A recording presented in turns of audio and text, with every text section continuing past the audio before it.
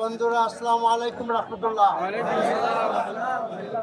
বাংলাদেশে অতীতে যত সরকার এসেছে সব সরকারগুলোই বাংলাদেশের মানুষের সম্পদ, মানুষের ব্যাংক সমস্ত কিছু লুটপাট করেছে।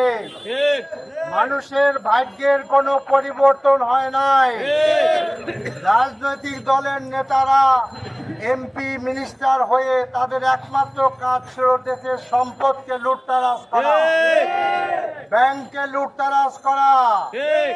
আজকে বিভিন্ন প্রজেক্ট হয়েছে, যে প্রজেক্টের টাকা তারা লুটপাট করেছে।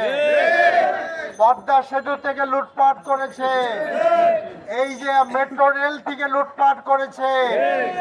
কাজেই আজকে বাংলাদেশের মানুষ আর এই অবস্থা চলতে দিতে চায় না।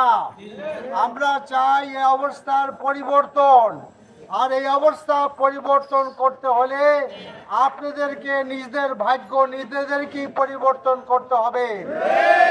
এমন লোকদেরকে ভোট দিতে হবে যারা সংসদ নির্বাচন করলে হলে, সংসদ সদস্য হলে দেশের সম্পদ লুটতারাজ করবে না।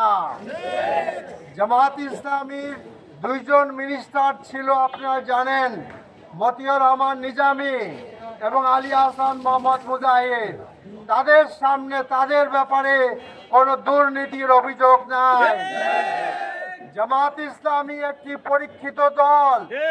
জামাত যদি ক্ষমতায় আসে তাহলে দেশের মানুষ শান্তিতে থাকবে, দেশের পুরুষরা শান্তিতে থাকবে, মহিলারা শান্তিতে থাকবে। সম্মানিত ভাইয়েরা আমার, আমাদের সম্পর্কে প্রচার করা হয় যে জামাত ক্ষমতায় গেলে মহিলারা বের হইতে পারবে না। আমরা নিশ্চিতভাবে বলতে পারি যে জামাত ক্ষমতায় গেলে মহিলারা তাদের পছন্দনীয়ভাবে সমস্ত কাজ করতে পারবে। তারা লেখাপড়া করতে পারবে, ব্যবসা বাণিজ্য করতে পারবে, চাকরি করতে পারবে। কাজেই বোনদের আর বাড়তি নিরাপত্তা তাদের জন্য থাকবে।